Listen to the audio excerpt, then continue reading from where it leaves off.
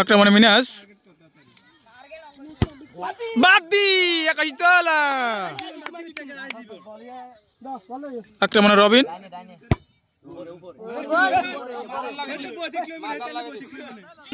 আক্রমণে রানা ভাই শুট দিচ্ছেন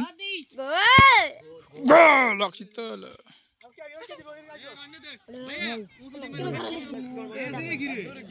আক্রমণে বড় ভাই